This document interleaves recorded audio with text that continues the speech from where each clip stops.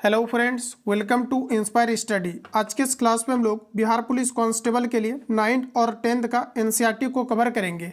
जैसा कि जो ऑफिशियल आपका सिलेबस है, इसमें आपके टॉपिक वाइज आपके सारे चीज़ें लिख दी गया है कि किस किस टॉपिक से आपके प्रश्न आना है। तो जो टू द पैटर्न अभी आपका सिलेबस है, इसके अकॉर्डिंग सारे क्वेश्चन पेपर आपका सिलेक्ट हुआ है। 9th और 10th का आपका सभी इंपॉर्टेंट क्वेश्चन को लिया गया है, जो एग्जाम के लिए काफ़ी ज़्यादा इंपॉर्टेंट है। तो ध्यानपूर्वक आप सभी लोग लगाएंगे और देखिए जितने भी आपका टॉपिक को मेंशन किया गया है आपके न्यू एग्जाम पैटर्न में आपका, अगर आप पूरी तरीका से पूरा को कवर कर लेते हैं तो अभी आपने करेंटली देखा कि 21,391 पोस्ट का आपका जो है रिक्रूटमेंट आपका एंड हुआ है। तो यहाँ पर भी देखिए आपका जो है हुबहू जितने भी आपका टॉपिक लिखा गया है, हुबहू क्वेश्चन आपके दिखे हैं और 100% क्वेश्चन आपके एनसीईआरटी का ही आपका पूछा गया है 9th और 10th का। तो पूरी तरीका से आप 9th और 10th का जो भी एनसीईआरटी है, सार संग्रह है, आप इसको अच्छे से लगाएंगे तो पूरी तरीका से आपके सिलेबस खत्म हो जाएंगे और अब बेहतर आप इंप्रूवमेंट भी कर पाएंगे।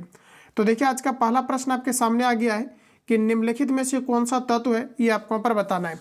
तो देखिए हमारा राइट आंसर हो जाएगा आर्सेनिक। आर्सेनिक एक प्रकार का तत्व है और बाकी जो दिया गया आपका पीतल, स्टेनलेस स्टील और दिया गया आपका सिलिका, तो ये सभी देखिए आपका एक प्रकार का मिश्रण है और ये आपके कंपाउंड्स है। तो यहाँ पर सी ऑप्शन आपका करेक्ट हो जाएगा। अगला क्वेश्चन दिया गया है कि निम्नलिखित में से कौन सा तत्व नहीं है। देखिए ऑक्सीजन दिया गया है, तो ऑक्सीजन एक प्रकार का तत्व है। ब्रोमीन की अगर बात करें तो ये भी आपका तत्व है और जस्ता भी आपका तत्व है। तो कागज आपका यहाँ पर राइट आंसर हो जाएगा। देखिए ऑक्सीजन आपका O2 होता है, ब्रोमीन आपका Br हो जाएगा और जस्ता की अगर बात करेंगे तो ये आपका Zn। तो ये सभी एक प्रकार का आपका जो है एलिमेंट है, जबकि राइट आंसर आपका सी हो जाएगा। अगला क्वेश्चन है कि निम्नलिखित में से कौन सा यौगिक है। तो देखिए फ्रेंड्स याद रखना है कि जिसका कि केमिकल फॉर्मूला लिखा जा सकता है, ये सभी आपके यौगिक कहलाता है। देखिए अगर हम बात करें स्टील का, तो स्टील का कोई फॉर्मूला नहीं होता है, तो ये आपका यौगिक नहीं होगा। पीतल का कोई फॉर्मूला नहीं होता है, तो ये आपका यौगिक नहीं होगा। संगमरमर की अगर बात करें तो इसका फॉर्मूला होता है CaCO3, जिसे कैल्शियम कार्बोनेट कहा जाता है। तो यहाँ पर आपका डी ऑप्शन करेक्ट हो जाएगा। आयोडीन की अगर बात करें तो आयोडीन एक प्रकार का तत्व है, तो यहाँ पर आपका डी करेक्ट हो जाएगा, जो कि आपके कंपाउंड से। अगला क्वेश्चन दिया गया है कि निम्नलिखित में से कौन सा धातु है।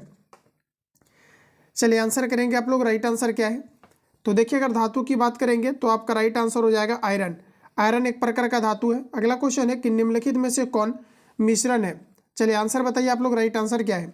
निम्नलिखित में से कौन सा एक मिश्रण है जिसका कोई फॉर्मूला नहीं होता है, ये आपका मिश्रण के अंतर्गत आता है। तो देखिए बारूद का कोई फॉर्मूला नहीं है, तो आपका राइट आंसर पाला हो जाएगा। चूना पत्थर की अगर बात करें तो इसका फॉर्मूला होता है CaCO3, जिसे कैल्शियम कार्बोनेट कहा जाता है। वही नाइट्रोजन की बात करें तो एक प्रकार का तत्व है और कार्बन डाइऑक्साइड CO2 यानी कि आपका यौगिक है। तो देखिए पहला ऑप्शन आपका करेक्ट हो जाएगा। यहाँ से दोस्तों आपके हुबहू एग्जाम में क्वेश्चन आपके लगातार रिपीट किया जा रहा है, तो जितने भी आपके एनसीईआरटी हो, चाहे आपका सार संग्रह हो, आप सभी चीज़ों को कवर करिए। और यहाँ पर देखिए जो आज जो आपका क्लास हो रहा है रिसेंटली, जो अभी मैं कवर ले रहा हूँ आपका, ये जो क्लास है आपका, ये आपका चैप्टर वाइज है, जो कि आपके एग्जाम पैटर्न में आपका लिखा हुआ है क्लियर तरीका से किस किस टॉपिक से आपके प्रश्न आने हैं। तो चैप्टर वाइज भी आपको कवर कराए जा रहे हैं। और अभी खान जी रिसर्च सेंटर का 55 सेट का एक आपका बुक लॉन्च किया गया है, जो नए पैटर्न पर आधारित, तो इसको भी लगातार कवर कराया जा रहा है। इसका 2 सेट ऑलरेडी अपलोड किया गया है। अगर आप नए छात्र हैं तो वीडियो के डिस्क्रिप्शन बॉक्स में टेलीग्राम का लिंक डाला गया है, या तो आप प्लेलिस्ट जाकर के भी क्लास को अटेम्प्ट ले सकते हैं। अगला क्वेश्चन हमारा नेक्स्ट दिया गया है कि निम्नलिखित में से कौन ठोस मिश्रण का प्रतिध्वनि करता है। चलिए आंसर करेंगे आप लोग। निम्नलिखित में से कौन ठोस द्रव मिश्रण का प्रतिनिधित्व, ठीक है, यहाँ पर कहा जा रहा है कि प्रतिनिधित्व करता है, ये आपको यहाँ पर बताना है। तो देखिए आपका राइट आंसर हो जाएगा नमक का जल में मिश्रण। ये दोस्तों आपका जो है ठोस का द्रव मिश्रण का प्रतिनिधित्व करता है। तो नमक देखिए आपका ठोस है और जल जो है आपका एक प्रकार का द्रव है। तो यहाँ पर देखिए आपका राइट आंसर हो जाएगा ऑप्शन आपका डी। चलिए अगला क्वेश्चन देखिए नेक्स्ट हमारा पूछा जा रहा है कि निम्नलिखित मिश्रणों में से कौन सा विलयन है। तो देखिए आपका सोडा वाटर करेक्ट आंसर हो जाएगा। सोडा वाटर को बनाने के लिए कार्बन डाइऑक्साइड गैस का प्रयोग किया जाता है। अगला प्रश्न है कि निम्नलिखित में से कौन भौतिक परिवर्तन है। इंपोर्टेंट है, 2 शिफ्ट में इस प्रश्न को आपका रिपीट किया गया है। जम्मू और भागलपुर शिफ्ट दोनों में आपका कवर कराया गया है। तो देखिए पूछा आ रहा है कि निम्नलिखित में से कौन भौतिक परिवर्तन है। तो देखिए आपका राइट आंसर हो जाएगा जल का जमना, ये भौतिक परिवर्तन है। लोहे में जंग लगना रासायनिक परिवर्तन है, और लोहे में जंग लगने के बाद लोहे का भार बढ़ जाता है। मोमबत्ती का जलना रासायनिक परिवर्तन है, जबकि मोमबत्ती का पिघलना आपके भौतिक परिवर्तन है। कोयले का जलना भी रासायनिक परिवर्तन है। तो सी ऑप्शन यहाँ पर आपका करेक्ट है। अगला प्रश्न दिया गया है कि निम्नलिखित में से कौन रासायनिक परिवर्तन का उदाहरण है। तो फ्रेंड्स आपका राइट आंसर हो जाएगा कोयले का जलना रासायनिक परिवर्तन है, तो डी ऑप्शन आपका करेक्ट हो जाएगा। जल का उबलना भौतिक परिवर्तन है, लोहे का पिघलना भौतिक परिवर्तन है, जल वाष्प का संग्रहण, ये सभी आपके भौतिक परिवर्तन है। अगला प्रश्न दिया गया है कि खड़िया क्या है, डबल स्टार लगाइए। बिहार एसआई में भी इसको पूछा गया है और बिहार पुलिस कांस्टेबल में। अभी देखिए वर्तमान में जो भी पेपर कंडक्ट हो रहा है, जो आपका एनसीईआरटी है, इसका काफ़ी जो है मेजर अभी रोल रहे आपका, तो आप सभी लोग एनसीईआरटी को अच्छे तरीक़ा से कवर करेंगे। तो साथियों कहा जा रहा है कि खड़िया क्या है, तो देखिए खड़िया कहने का मतलब है कैल्शियम कार्बोनेट, ठीक है, यानी कि जिसका फॉर्मूला आपका CO3 होता है, इसे हम लोग कैल्शियम कार्बोनेट कहते हैं और इसी को खड़िया कहा जाता है। तो खड़िया जो है एक प्रकार का आपका यौगिक है, क्योंकि इसका देखिए फॉर्मूला लिखा जा सकता है केमिकल, जबकि मिश्रण का कोई फॉर्मूला नहीं होता है। और तत्व देखिए आपका सिंगल फॉर्म में रहता है, चाहे आपका हाइड्रोजन हो या फिर हीलियम हो, तो ये सभी आपके कंपाउंड्स नहीं कहलाएंगे, क्योंकि आपके स्वतंत्र अवस्था में पाए जाते हैं। उपधातु की अगर बात करें तो उपधातु भी आपके स्वतंत्र अवस्था में पाए जाते हैं। तो इस प्रकार से आपका राइट आंसर सी हो जाएगा।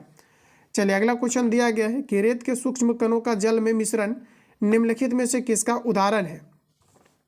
तो फ्रेंड्स कहा जा रहा है कि रेत के सूक्ष्म कणों का जल में मिश्रण, ठीक है, रेत के जो सूक्ष्म कण है इसको अगर जल में मिला दिया जाए तो ये किस प्रकार का विलयन का उदाहरण होगा। तो आपका यहाँ पर राइट आंसर हो जाएगा, ये एक प्रकार का निलंबन कहलाएगा। सी ऑप्शन आपका करेक्ट हो जाएगा। इसी प्रकार के कैंडिडेट जो है क्वेश्चन में काफ़ी कन्फ्यूज करते हैं, तो आप ध्यान में रखेंगे, ऑप्शन यहाँ पर आपका सी करेक्ट हो जाएगा। अगला प्रश्न है कि कोलाइडी विलयन में कणों का टेढ़े मेढ़े मार्गों से गमन करना क्या कहलाता है। कोलाइडी विलयन में कणों का टेढ़े मेढ़े मार्गों से गमन करना कहलाता है। तो फ्रेंड्स इसे कहा जाता है आपका ब्राउनी गति। बी ऑप्शन आपका करेक्ट हो जाएगा। चलिए अगला क्वेश्चन देखते हैं। अगला प्रश्न हमारा कुछ इस प्रकार है, निम्नलिखित में से कौन टिंडल प्रभाव का प्रदर्शन करता है। देखिए टिंडल प्रभाव की अगर बात करें तो आपका राइट आंसर हो जाएगा स्टार्च का विलयन, ये आपके टिंडल प्रभाव को प्रदर्शित करता है। सी जो है ऑप्शन नंबर आपका डी करेक्ट हो जाएगा। प्रॉपरली याद रखेंगे, निम्नलिखित में से कौन टिंडल प्रभाव का प्रदर्शन करता है, तो आपका राइट आंसर हो जाएगा स्टार्च का विलयन। डी ऑप्शन आपका करेक्ट हो जाएगा। तो देखिए यहाँ से आपका पहला टॉपिक आपका खत्म होता है। अब हम लोग नेक्स्ट जो है टॉपिक में एंटर कर चुके हैं सिलेबस के अकॉर्डिंग। तो देखिए आपका नेक्स्ट टॉपिक दिया गया है कि कार्बन डाइऑक्साइड के सभी नमूनों में कार्बन और ऑक्सीजन के द्रव्यमान का अनुपात हमेशा 3:8 रहता है, ये किस नियम के अनुकूल है। तो देखिए किसी भी कंपाउंड्स में क्या होता है कि जो अलग अलग तरह के तत्व होते हैं, इसका जो रेशियो होता है ये आपके फिक्स होते हैं, जबकि मिश्रण में दोस्तों ऐसा बिल्कुल नहीं होता है। तो ये जो नियम है आपका, ये कहलाता है आपका अस्थिर अनुपात का नियम। बी ऑप्शन करेक्ट है। तुरंत डबल स्टार लगाइए। जो बिहार पुलिस कांस्टेबल के एग्जाम में पूछा गया है 2024 में आपका करेंटली, इन सभी में हम आपको डबल स्टार लगवाएंगे। तो आप सभी लोग इसको प्रॉपर तरीका से याद रखेंगे। बाकी आपको पूरा एनसीईआरटी को कवर करना है, नहीं तो फिर आप अगले रिक्रूटमेंट के लिए रेडी रहिए। अगला क्वेश्चन है कि किस वैज्ञानिक के अनुसार परमाणु अविभाज्य होता है। देखिए बताइए राइट आंसर क्या है। तो देखिए डाल्टन के अनुसार परमाणु अविभाज्य है, जबकि रदरफोर्ड ने अल्फा किरण का प्रयोग करके इन्होंने बताया था कि परमाणु के अंतर्गत न्यूट्रॉन और आपके प्रोटॉन्स पाए जाते हैं, इस कारण से परमाणु विभाज्य है। तो यहाँ पर आपका बी करेक्ट हो जाएगा। अविभाज्य पूछा है तो डाल्टन आपका करेक्ट आंसर हो जाएगा। अगला क्वेश्चन है कि तत्व के सूक्ष्मतम कण जो मुक्त रूप से नहीं गिरते रहते हैं किंतु सभी रासायनिक अभिक्रियाओं में भाग लेते हैं कहलाते हैं। देखिए तत्व के वे सूक्ष्मतम कण जो मुक्त रूप में नहीं रहते हैं, ठीक है, जो मुक्त रूप में नहीं रहते हैं किंतु सभी रासायनिक अभिक्रियाओं में भाग लेते हैं, इसे क्या कहा जाता है। तो आपका राइट आंसर हो जाएगा, इसे परमाणु कहा जाता है। सी ऑप्शन आपका करेक्ट है। निम्नलिखित में से कौन एक परमाणु, ठीक है, एक निम्नलिखित में से कौन एक परमाणविक अणु के रूप में रहता है। तो दोस्तों हमारा राइट आंसर हो जाएगा ऑप्शन आपका डी, ये आपके आर्गन है। तो आपका यहाँ पर डी ऑप्शन करेक्ट हो जाएगा। देखिए आर्गन जो है ये आपके ऑक्सीजन गैस है। ऑक्सीजन गैस की टोटल 6 संख्याएं हैं, जैसे कि आपका helium, neon, argon, krypton, xenon और आपके रेडॉन होते हैं। जितने भी ऑक्सीजन गैस है इन सभी को आवर्त सारणी के 18वें समूह के अंतर्गत रखा गया है और 18वें समूह को शून्य वर्ग भी कहा जाता है। तो ये सभी पॉइंट आपको यहाँ पर याद रखना है। डी ऑप्शन आपका करेक्ट हो जाएगा। देखिए जितने भी आपके ऑक्सीजन गैस है इसके बाह्यतम कक्षा में इलेक्ट्रॉन की संख्या आपकी टोटल 8 है। तो इतने फैक्ट आपको यहाँ से याद रखना है। और इसको अगर आप डिस्क्राइब करते हैं तो देखिए जो आपके आर्गन है ये मात्र एक आपका गैस है जो कि वायुमंडल में आपका नहीं पाया जाता है। तो इतने फैक्ट आप यहाँ से याद रखेंगे। अगला प्रश्न कहा जा रहा है कि एक तत्व, यानी कि एक तत्व है जो कि आपका ए और बी की संयोजकता क्रमशः 3:2 है, तो इन तत्वों के संयोग से बने यौगिक का सूत्र क्या होगा। तो जब भी कभी किसी भी कंपाउंड्स का सूत्र लिखा जाता है, जैसे H2O है, तो देखिए ऑक्सीजन का जो बाइतम कक्षा में इलेक्ट्रॉन्स होता है 2, हाइड्रोजन का होता है 1। जबकि कभी कभी किसी भी कंपाउंड्स को लिखा जाता है तो इसका जो आपस में जिस भी तत्व को संयोग कराया जाता है तो इसके बाइतम कक्षा में जो उपस्थित इलेक्ट्रॉन की संख्या होती है ये आपस में इंटरचेंज करता है। फॉर एग्जाम्पल के लिए अगर बात करें हम लोग तो आपका NaCl होता है, जबकि यहाँ पर दोस्तों आप देखेंगे तो किसी भी तरह का, क्योंकि दोनों के बाइतम कक्षा में एक एक इलेक्ट्रॉन्स होता है तो यहाँ पर आपको पता नहीं चलेगा। और चलिए किसी भी कंपाउंड्स को हम लोग लेते हैं, तो जैसे एग्जाम्पल के लिए Al2 आपका O3 होता है। तो देखिए जो एल्यूमिनियम का संयोजकता होता है ये आपका 3 होता है, लेकिन ये आपका आ गया कहाँ पर, ऑक्सीजन के साथ। जबकि ऑक्सीजन का 2 होता है तो यहाँ पर आ गया एल्यूमिनियम के साथ, यानी कि आपस में इंटरचेंज होता है जब किसी भी कंपाउंड्स को रिप्रेजेंट किया जाता है। तो यहाँ पर देखिए आपको प्रश्न में कहा जा रहा है कि ए और बी आपका यहाँ पर कोई तत्व है। अच्छा, ए की संयोजकता आपका है 3, तो ए का संयोजकता कितना है आपका 3, तो 3 चला जाएगा आपका बी के साथ। और देखिए बी की संयोजकता है 2, तो ये आपका आ जाएगा ए के साथ। तो ऐसा वाला ऑप्शन जहाँ पर भी होगा वही आपका राइट आंसर होगा। तो A2 आपका B3 हो जाएगा, यानी कि बी ऑप्शन आपका करेक्ट है। तो समझ गए होंगे आप। अगला क्वेश्चन है कि सोडियम फॉस्फेट का अणुसूत्र क्या है। चलिए बताइए आप लोग राइट आंसर क्या है। तो देखिए हमारा प्रश्न का जा रहा है कि सोडियम फॉस्फेट का अणुसूत्र क्या है। ये देखिए आपका 9th का आपका केवल आज लिया गया है आपका। नेक्स्ट जो आपका क्लास आएगा वो आपका 10th का आएगा। तो पहले 9th वाला हम लोग कवर कर रहे हैं, जो कि आपका कंप्लीट आपका सिलेबस आपका मेंशन किया गया है। तो आज हम लोग 9th को कवर कर रहे हैं। अगर क्वेश्चन इसका बचता है तो नेक्स्ट क्लास में हम लोग कवर करेंगे। तो देखिए हमारा प्रश्न कहा जा रहा है कि सोडियम फॉस्फेट का अणुसूत्र होता है। तो देखिए आपका राइट आंसर हो जाएगा Na3PO4, जो कि सोडियम फॉस्फेट का फॉर्मूला है। तो सी ऑप्शन आपका करेक्ट हो जाएगा। डायरेक्ट आप याद रखेंगे सोडियम फॉस्फेट का अणुसूत्र Na3PO4 होता है। एवोगाड्रो अस्थिरांक का मान कितना होता है, लगाइए डबल स्टार, क्वेश्चन रिपीट किया गया है। देखिए आपका सही आंसर हो जाएगा ये आपके 6.022 इंटू 10⁻23 होता है। इसमें किसी भी तरह का यूनिट नहीं होता है। तो डी ऑप्शन आपका राइट हो जाएगा। एवोगाड्रो संख्या जो कांस्टेंट होता है आपका, जिसे n 0 से डिनोट किया जाता है, इसका टोटल जो संख्यात्मक मान होता है 6.022 इंटू 10⁻23 के इक्वल होता है। अगला प्रश्न दिया गया है कि मानक ताप एवं दाब पर किसी गैस के 1 मोल का आयतन होता है। मानक ताप और दाब पर किसी भी गैस का जो है ये मान कितना होता है, ये आपको यहाँ पर पूछा जा रहा है। तो साथियों आपका राइट आंसर हो जाएगा ये आपका 22.4 लीटर होता है। ऑप्शन आपका बी करेक्ट हो जाएगा। सोडियम का परमाणु द्रव्यमान 23 है। तो पूछा जा रहा है कि 46 ग्राम सोडियम में मोल की संख्या कितनी होगी। तो देखिए सिंपल सा है, मोल की संख्या जो आपको दिया गया द्रव्यमान है ये आपका 46 दिया गया है, तो 23 आपका नीचे आ जाएगा, कैंसिल आउट करेंगे 2 आ जाएगा। ऑप्शन यहाँ पर आपको सी में दिया गया है, तो सी आपका करेक्ट हो जाएगा। अगला प्रश्न हमारा कहा जा रहा है कि आणविक द्रव्यमान 120 वाले यौगिक का सरलतम सूत्र CH2O है, तो यौगिक का अणुसूत्र क्या होगा। तो देखिए यहाँ पर आपका राइट आंसर आ जाएगा C4H8O4 आपका करेक्ट आंसर हो जाएगा, यानी कि बी ऑप्शन आपका करेक्ट है। निम्नलिखित में से कौन सा चतुर्थ परमाण्विक है। देखिए चतुर्थ परमाण्विक की अगर बात करें तो आपका राइट आंसर हो जाएगा ऑप्शन आपका डी, SO3 जो है आपका ये आपके चतुष्फलकीय होता है। ऑप्शन डी करेक्ट हो जाएगा। तो थोड़ा बहुत आपको प्रश्न ध्यान में भी रखनी है, ऑप्शन आपका यहाँ पर डी करेक्ट हो जाएगा। अगला प्रश्न है कि किसी पदार्थ के अणु में विद्यमान परमाणुओं की संख्या कहलाती है। किसी पदार्थ के अणु में विद्यमान परमाणुओं की संख्या कहलाती है। तो सही आंसर आपका हो जाएगा ये आपके परमाणुकता कहलाता है, बी करेक्ट हो जाएगा। किसी पदार्थ के अणु में विद्यमान परमाणुओं की संख्या को परमाणुकता कही जाती है। अमोनिया NH3 में नाइट्रोजन की संयोजकता है। तो देखिए नाइट्रोजन की संयोजकता आपका करेक्ट आंसर 3 हो जाएगा, क्योंकि करेंटली मैंने आपको कवर कराया है कि जैसे NH3 है तो इसका मतलब है कि इसके पास जो है वो आपका दूसरे का होगा, यानी नाइट्रोजन का होगा। तो सी ऑप्शन अगर आपने दिया है तो बिल्कुल सही है। अगला क्वेश्चन है कि एथेनोइक अम्ल का अणुसूत्र C2H4O2 है, इसका सरलतम सूत्र क्या होगा। सबसे पहले तो आपको ये याद रखना है कि जो आपके एथेनोइक अम्ल का अणुसूत्र होता है C2H4O2 आपका होता है, जिसे एथेनोइक एसिड कहा जाता है। अब यहाँ पर इसको सरलतम रूप में अगर देखा जाए तो आपका CH2O हो जाएगा, जिसे एथेनॉल कहा जाता है। तो बी ऑप्शन आपका करेक्ट हो जाएगा। तो चलिए फ्रेंड्स अगला प्रश्न देखते हैं, नेक्स्ट टॉपिक में आ चुके हैं। तो चलिए अगला प्रश्न हमारा नेक्स्ट दिया गया है कि कैथोड किरणों में क्या उपस्थित रहते हैं। तो देखिए अगर हम बात करें कैथोड किरण का तो इसमें आपका इलेक्ट्रॉन उत्सर्जित होता है, यानी कि फर्स्ट ऑप्शन आपका करेक्ट हो जाएगा। अगला प्रश्न है कि कैथोड किरणों में विद्यमान होता है, कैथोड किरण में विद्यमान होता है। आइए ऑप्शन देखते हैं। कैथोड किरण में दोस्तों आपका आवेश तथा द्रव्यमान दोनों ही आपका विद्यमान होता है। ऑप्शन आपका डी करेक्ट हो जाएगा। रदरफोर्ड ने जो है कैथोड किरण की चीज़ों को जो है इन्होंने दर्शाया था, एक जो है आपका वैक्यूम वाली नली को लेकर के। ये आपका थियोरेटिकल चीज़ें हैं और ऑलरेडी आप इन चीज़ों को अवगत हैं। ऑप्शन आपका डी करेक्ट हो जाएगा, यानी कैथोड किरणों में विद्यमान होता है तो आपका राइट आंसर हो जाएगा। आवेश और द्रव्यमान आपके दोनों होते हैं। अगला प्रश्न दिया गया है कि निम्नलिखित में से किसमें न्यूट्रॉन नहीं होता है। तो देखिए अगर बात करें हम लोग न्यूट्रॉन्स का तो ऑप्शन आपका यहाँ पर डी करेक्ट हो जाएगा, इसमें न्यूट्रॉन्स नहीं होता है। बिहार एसआई के अंतर्गत ये क्वेश्चन आपका पूछा गया है।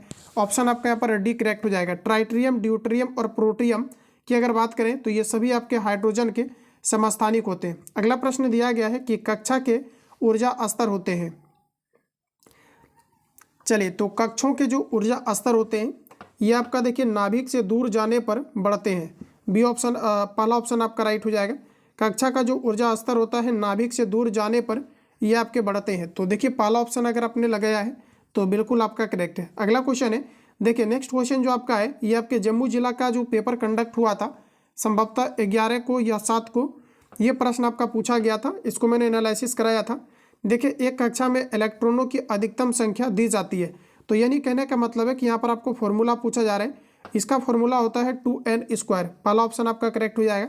तो रिपीट किया जा सकता है, आप सभी लोग जो है इसको याद रखेंगे। अगला प्रश्न कहा जा रहा है कि सी जो है आपके 6 चौगदे के एक परमाणु में मूलभूत कणों की कुल संख्या कितनी होगी।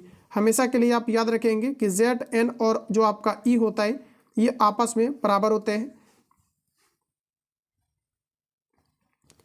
देखिए दोस्तों आपका जेड, पी और आपका ई आपस में बराबर होता है, ध्यान में रखेंगे, एन नहीं होगा, ठीक है। अब देखिए पूछा जा रहा है यहाँ पर आपका कार्बन दिया गया है। अब एक परमाणु में मूलभूत कणों की कुल संख्या कितनी होगी। तो देखिए हमारा सही आंसर हो जाएगा आपका ऑप्शन आपका यहाँ पर डी, यानी कि मूलभूत कणों की संख्या पूछा जा रहा है तो डायरेक्टली आप इसको ज्वाइन कर दीजिए, ऐड कर दीजिए, राइट आंसर आ जाएगा। जबकि अगर आपको ये पूछा जाता है नाइट्रोजन कितना होगा तो देखिए आपका यहाँ पर 14 में से आपका 6 को अगर आप माइनस कर लेंगे तो यहाँ पर आपका 8 निकल जाएगा, टोटल आपके नाइट्रोजन होंगे। अगर सपोज दैट कि यहाँ पर अगर ये पूछा जाता है परमाणु संख्या कितना होगा तो देखिए 6 इसका जो है परमाणु क्रमांक है, तो 6 परमाणु क्रमांक है तो प्रोटॉन भी आपका 6 होगा और जो आपका इलेक्ट्रॉन होगा ये भी आपका 6 होगा, क्योंकि आपस में जेड और पी और ई आपके बराबर होते हैं। अगला क्वेश्चन दिया गया है कि अल्फा कण किसके समान होता है। तो देखिए आपका सही आंसर हो जाएगा हीलियम नाभिक के समान होता है। बाह्यतम कक्षा में इलेक्ट्रॉन की समान संख्या वाला युग्म कौन सा है। तो यहाँ पर देखिए आपको कॉन्फ़िगरेशन आनी चाहिए।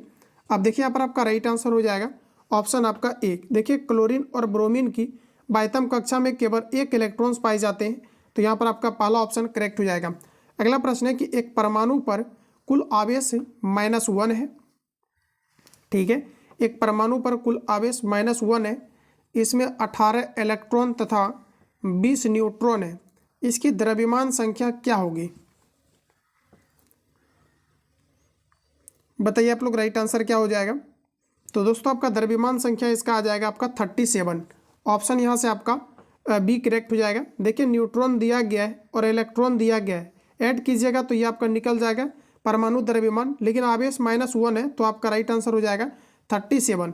अगला क्वेश्चन कहा जा रहा है कि एक द्विधनात्मक आयन एम का इलेक्ट्रॉनिक विन्यास 2, 8, 14 है तथा परमाणु भार 56 है। इसके नाभिक में न्यूट्रॉन्स की संख्या क्या होगी। देखिए आपको पूछा गया है न्यूट्रॉन्स की संख्या, एम का इलेक्ट्रॉनिक विन्यास दिया गया है, तो सबसे पहले आप निकालिए इसका परमाणु क्रमांक क्या है। तो एम का इलेक्ट्रॉनिक विन्यास दिया गया है तो आप परमाणु क्रमांक आसानी से निकाल सकते हैं। 14 और आपका 8 22 हो जाएगा, 22 और 2 आपका यहाँ पर 24 हो जाएगा, ठीक है। अब देखिए 24 को अगर आप 2 से मल्टीप्लाई करेंगे तो ये आपका निकल जाएगा इसका परमाणु भार, तो परमाणु भार जो होगा ये आपके 48 हो जाएगा। अब दोस्तों यहाँ पर आपको ये पूछा जा रहा है, अच्छा परमाणु भार आपको दिया गया ऑलरेडी, आपको 56 दिया गया है, तो चलिए यहाँ पर निकालने की आवश्यकता नहीं है। यहाँ पर केवल आप ये निकालिए परमाणु क्रमांक कितना हो जाएगा। तो ये आपका देखिए कितना आया है, टोटल आपका आया है 24, सॉरी यहाँ पर आपका 24 आया था।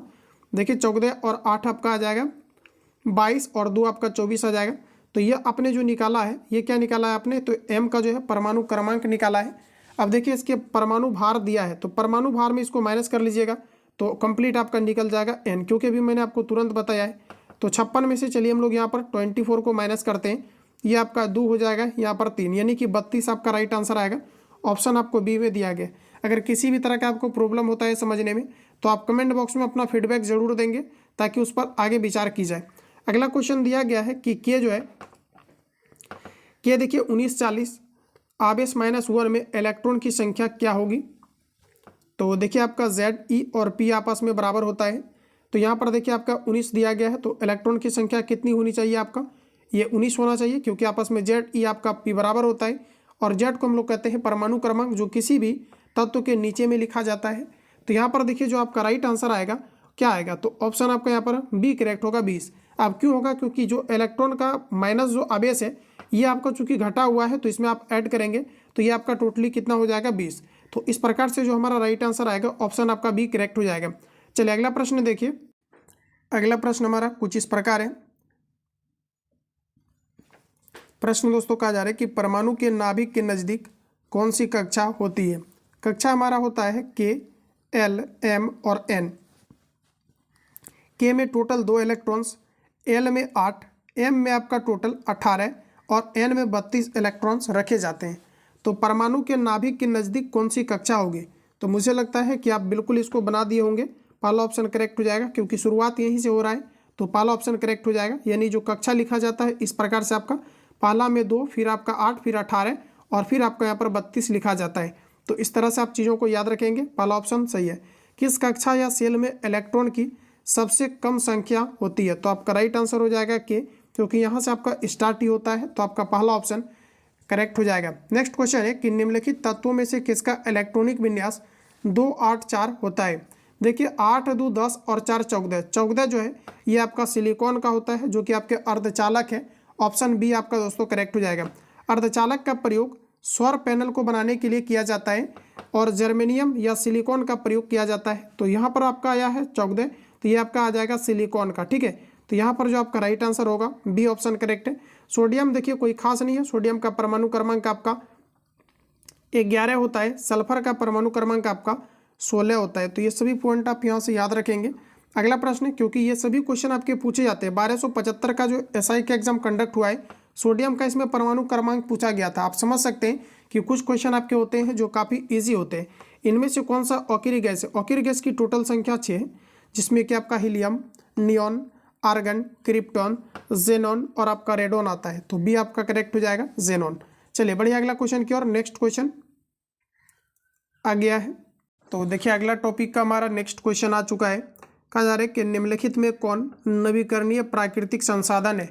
बात करें हम लोग नवीकरणीय का, तो राइट आंसर आपका हो जाएगा वायु, क्योंकि वायु को बार बार यूज़ किया जा सकता है। तो ऑप्शन नंबर आपका जो है सी करेक्ट हो जाएगा। अगला प्रश्न दिया गया है कि निम्नलिखित में से कौन पराबैंगनी किरणों को पृथ्वी तल पर आने से रोकता है।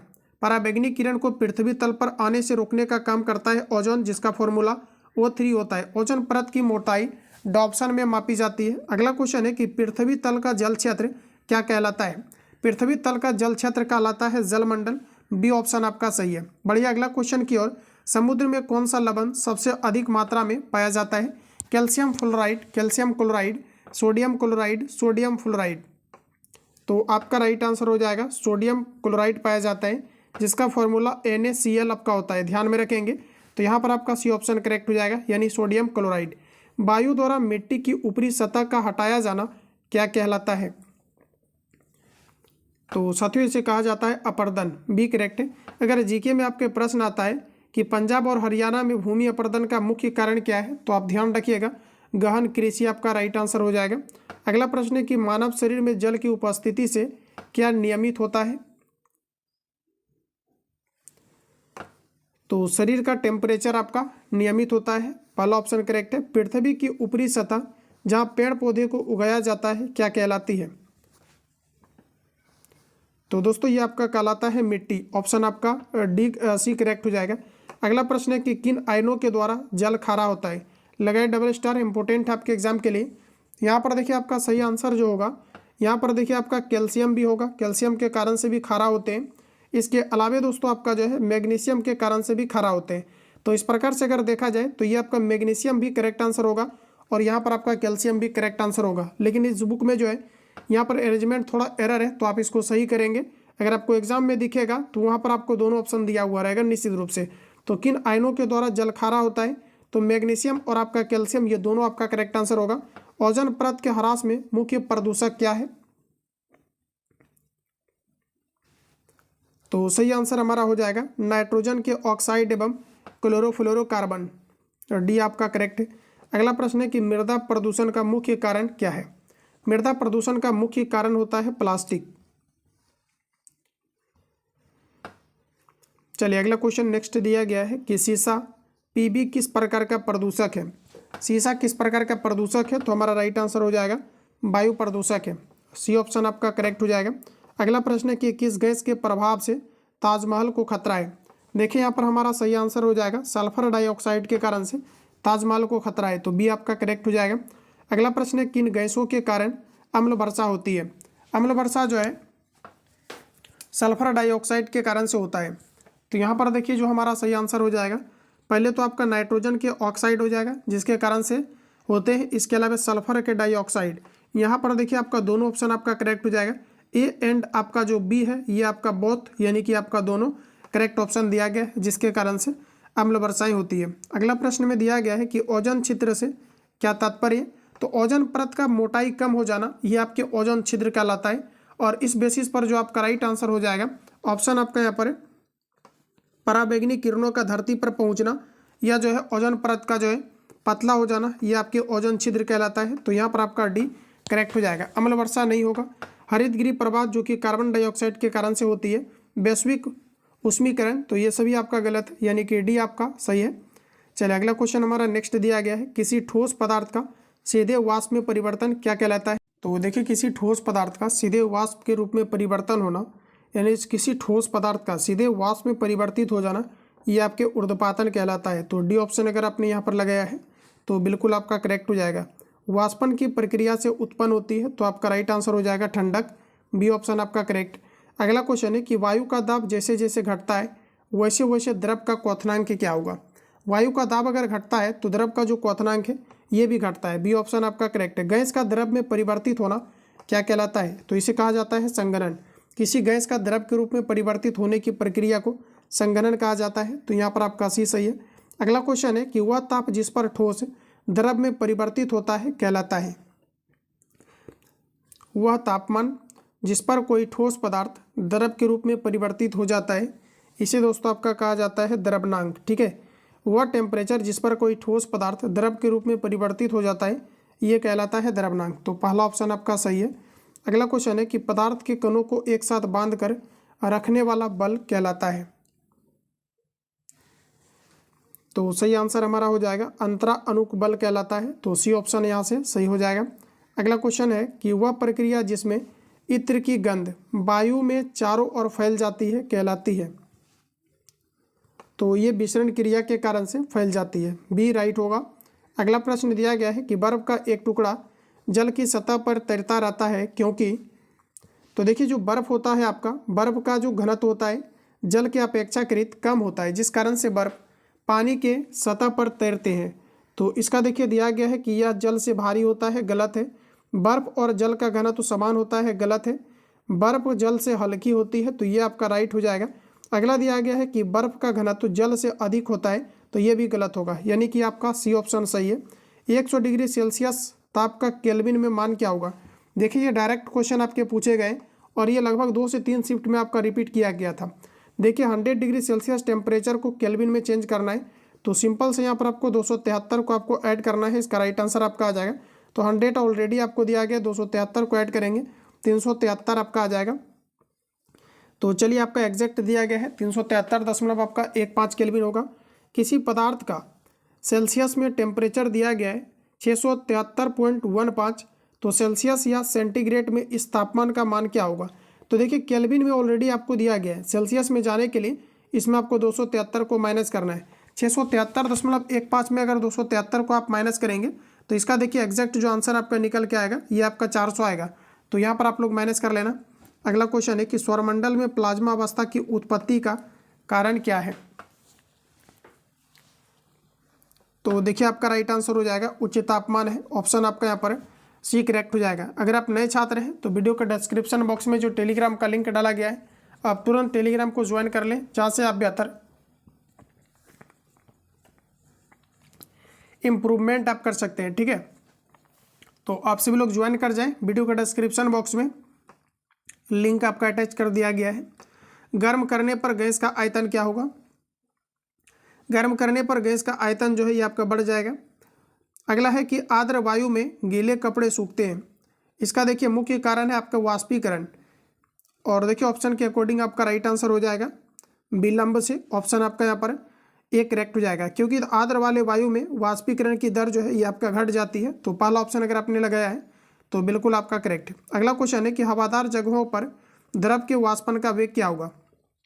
तो जहाँ पर कि वायु का वेग होता है वहाँ पर जो आपका वाष्पीकरण की दर है ये आपके तेज हो जाती है, और इसलिए आपका राइट आंसर बी जो है यहाँ पर सही है। तो चलिए आज आपका फाइनली क्लास आपका खत्म होता है। मिलते हैं हम लोग नेक्स्ट क्लास पे। जितनी भी आपका एनसीईआरटी का एमसीक्यू आपका जो है लेटेस्ट भी आपका सार संग्रह आपका लॉन्च किया गया। अभी देखिए महेश वारनपाल का काफ़ी लेटेस्ट आपकी बुक आती है जिसमें कि क्वेश्चन के नीचे जस्ट आपका डिस्कशन दिया रहता है। तो इसका 3 से 4 क्लास ऑलरेडी आपका प्रोवाइड किया गया है। तो आप प्लेलिस्ट जाकर के क्लास को अटेम्प्ट लेंगे, वहाँ पर आपको देखेंगे तो सारी चीज़ें आपका सार संग्रह इसका जो है कंप्लीट आपको दिया गया है, जिसको कि मैंने 3 से 4 क्लास आपको प्रोवाइड किया है। तो चाहो तो आप जाकर के क्लास को अटेम्प्ट ले सकते हो। बाकी अगर आप चैनल पर नए हैं तो तुरंत सब्सक्राइब करके बेल आइकन को प्रेस कर लेना, ताकि आने वाली क्लास का नोटिफिकेशन आपको टाइम टू टाइम मिले। जो वीडियो का डिस्क्रिप्शन बॉक्स में टेलीग्राम का लिंक है वहाँ से आप ज्वाइन करें, जहाँ पर कि रिवीजन पीडीएफ आपको आंसर टिक करके मिल जाएगा, ताकि आप प्रॉपर तरीका से सारे चीज़ों का आप रिवीजन कर पाएँ। तो मिलते हैं नेक्स्ट क्लास में, तब तक के लिए जय हिंद।